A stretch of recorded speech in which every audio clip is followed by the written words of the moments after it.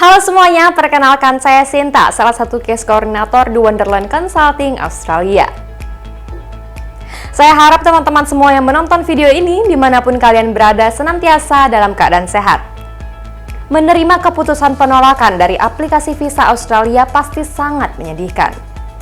Kami sangat mengerti betapa banyak usaha, waktu, dan uang yang telah Anda keluarkan untuk mendapatkan visa Australia yang Anda idam-idamkan harus terbuang sia-sia karena adanya penolakan dari aplikasi visa Australia Anda. Namun, tidak perlu khawatir dan jangan putus asa. Penolakan aplikasi visa Australia bukan akhir dari perjalanan Anda menuju Australia. Pada umumnya, setelah mengalami penolakan aplikasi visa Australia, Anda memiliki dua pilihan, yaitu yang pertama, mengajukan kembali aplikasi visa Australia. Untuk hal ini, kemungkinan Anda dapat mengajukan aplikasi visa dengan subclass yang sama atau berbeda, dan ini tergantung dari circumstances Anda. Yang kedua, mengajukan banding ke AAT atau Administrative Appeals Tribunal. Hal ini juga tidak berlaku untuk semua kasus. Hanya beberapa kasus yang diberikan review right atau hak banding yang dapat melanjutkan ke proses ini. Sebelum menentukan opsi mana yang cocok untuk Anda harus melakukan dua hal ini. Yang pertama, pahami apa alasan penolakan aplikasi visa Australia Anda. Dan yang kedua, lakukan 4 hal yang akan kami bahas di video ini.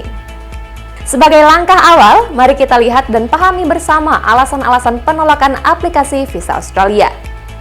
Yang pertama, tidak memenuhi kriteria untuk visa yang diajukan atau salah memilih visa. Ini adalah kasus yang paling sering terjadi. Terkadang, informasi tentang kriteria untuk visa Australia memang sangat sulit untuk dipahami. Jika Anda mengalami kesulitan dalam memahami kriteria visa yang akan Anda ajukan, jangan ragu untuk menghubungi agen migrasi resmi. Hal ini akan sangat membantu Anda untuk menghindari penolakan aplikasi visa. Selain menghindari penolakan aplikasi visa Australia, dengan mendapatkan informasi detail dari agen migrasi Australia resmi, juga dapat membantu Anda dalam menghindari pengajuan aplikasi visa yang salah. Daripada membuang waktu, tenaga, dan uang untuk aplikasi visa Australia yang salah, lebih baik menyediakan waktu beberapa menit untuk menanyakan kembali apakah Anda sudah memenuhi kriteria atau apakah visa yang Anda ajukan sudah sesuai dengan tujuan dan background Anda. Yang kedua, mengajukan aplikasi visa dengan informasi palsu. Ini merupakan kesalahan yang sangat fatal. Tapi, sayangnya kami cukup sering melihat kasus pengajuan aplikasi visa Australia dengan informasi yang palsu. Terdapat beberapa alasan yang melatar belakangi hal ini. Dan yang paling umum adalah antara pengaju visa tidak mengetahui bahwa ada informasi palsu yang diajukan karena mereka menggunakan jasa agen migrasi palsu atau semata-mata memaksakan bahwa mereka memenuhi kriteria visa, padahal sebenarnya tidak. Jika Anda mengajukan aplikasi visa Australia dengan bantuan jasa agen migrasi, pastikan agen migrasi ini terdaftar dan resmi ya. Serta pastikan bahwa Anda selalu mendapatkan update terkait informasi apa saja yang dicantumkan dalam aplikasi visa Anda. Namun, jika Anda ingin mengajukan aplikasi visa Australia sendiri tanpa bantuan agen migrasi, hal ini juga tidak masalah. Pastikan Anda tidak mencantumkan informasi palsu atau informasi yang tidak sesuai dengan background Anda. Tidak hanya penolakan, Anda akan menghadapi konsekuensi pembatalan visa Australia hingga larangan untuk mengunjungi Australia hingga 3 tahun. Yang ketiga, kurangnya insentif untuk kembali ke Indonesia. Alasan ini umumnya ditemukan dalam pengajuan aplikasi visa yang sifatnya sementara, seperti visa visitor, visa kerja dengan sifat sementara seperti visa 408, visa 407, dan yang lainnya. Sangat penting untuk memenuhi kriteria genuine temporary entrant, yang berarti Anda harus menunjukkan insentif yang kuat untuk kembali ke Indonesia.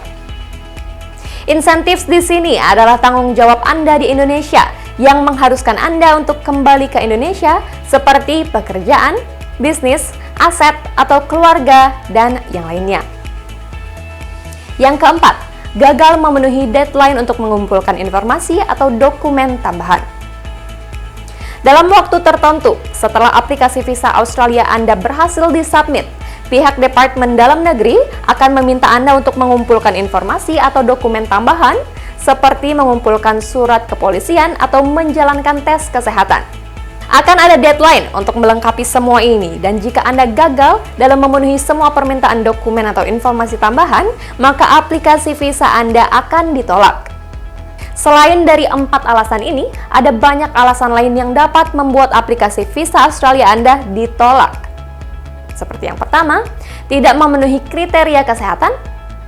Yang kedua, memiliki histori hukuman pidana. Yang ketiga, kurang lengkapnya dokumen dan informasi yang dicantumkan, dan lain-lain. Setelah mengetahui dan memahami alasan-alasan ini, saatnya melakukan 4 hal berikut. Yang pertama, pahami alasan visa Australia Anda ditolak. Dari sekian alasan yang sudah kami jelaskan sebelumnya, kira-kira mana alasan yang melatar belakangi penolakan visa Australia Anda? Mungkin ada salah satu atau beberapa alasan. Pastikan Anda memahami alasan penolakan tersebut, sehingga jika Anda memilih untuk mengajukan aplikasi visa kembali, Anda dapat melakukannya dengan benar. Ini juga merupakan kesempatan untuk mempelajari lebih lanjut tentang persyaratan visa dan apa yang perlu Anda lakukan untuk memenuhinya. Yang kedua, kumpulkan informasi yang belum lengkap dalam permohonan visa pertama Anda. Jika Anda ingin mengajukan kembali permohonan visa Australia, Anda harus memastikan bahwa Anda fokus pada alasan yang mereka berikan atas penolakan permohonan pertama Anda dan meyakinkan pihak departemen bahwa mereka membuat keputusan yang salah. Hal yang sering terjadi adalah pihak imigrasi tidak yakin bahwa Anda memiliki insentif yang cukup untuk kembali ke Indonesia setelah masa berlaku visa Australia Anda habis. Dalam hal ini, Anda perlu mengumpulkan lebih banyak lagi bukti dokumen bahwa Anda punya banyak alasan untuk kembali ke rumah, misalnya ikatan keluarga dekat, sewa atau kepemilikan rumah, hewan peliharaan, pekerjaan, kelompok pertemanan, dan lainnya. Yang ketiga, pastikan kembali bahwa Anda benar-benar memenuhi syarat untuk mendapatkan visa sebelum Anda mengajukan permohonan kembali dan mengajukan banding. Banyak orang mengajukan permohonan visa tanpa menyadari pilihan yang mereka miliki. Imigrasi tidak akan pernah memberi Anda visa tertentu jika menurut mereka kebutuhan Anda untuk datang ke Australia dapat dipenuhi dengan visa yang lain. Pastikan Anda memahami pilihan yang tersedia untuk keadaan Anda dan juga memberikan bukti atau informasi tambahan yang dapat mendukung kasus Anda. Yang keempat, gunakan jasa agen imigrasi Australia resmi sebelum mengajukan permohonan kembali atau mengajukan banding. Karena permohonan visa Australia Anda ditolak, hal ini meningkatkan kemungkinan permohonan Anda berikutnya ditolak jika Anda memutuskan untuk mengajukan permohonan kembali. Selain itu, jika Anda menggunakan hak banding Anda, prosesnya akan jauh lebih rumit dan memakan waktu. Sangat penting untuk menggunakan jasa agen migrasi resmi karena Anda dapat mengetahui bagian mana yang perlu diperkuat dalam kasus Anda dan menunjukkan hal-hal yang bahkan tidak terfikirkan oleh Anda. Meskipun Anda tidak menyewa agen sama sekali, ada baiknya Anda melakukan konsultasi awal saja. Itu dia 4 hal yang harus Anda lakukan ketika Anda mengalami penolakan aplikasi visa Australia. Lalu, kapan Anda bisa mengajukan kembali aplikasi visa baru dan mengajukan banding? Pastikan terlebih dahulu apakah Anda memiliki hak banding atau tidak. Jika tidak, maka Anda tidak dapat mengajukan banding ke AAT. Lalu, pastikan bahwa Anda sudah memenuhi semua kriteria untuk aplikasi visa Australia selanjutnya. Jika Anda ingin tahu informasi lainnya untuk bermigrasi ke Australia atau ingin tahu lebih lanjut tentang visa Australia tertentu, Anda bisa meninggalkan komentar di bawah dan request topik visa apa yang ingin kita bahas di video selanjutnya. Apabila nanti Anda memerlukan bantuan terkait masalah visa atau saran dan bantuan untuk mempersiapkan aplikasi visa atas nama kalian, jangan ragu untuk menghubungi kami. Anda dapat menemukan detail kontak kami di deskripsi video ini dan di kolom komentar. Wonderland Consulting dengan senang hati akan membantu Anda dengan semua jenis aplikasi visa Australia. Konsultan kami selalu ada untuk semua kebutuhan visa Anda dan Wonderland Consulting siap membantu Anda. Terima kasih telah menonton. Jangan lupa untuk like video ini dan subscribe channel kami untuk mendapatkan lebih banyak konten dan semua informasi terbaru tentang imigrasi dan visa di Australia bersama kami.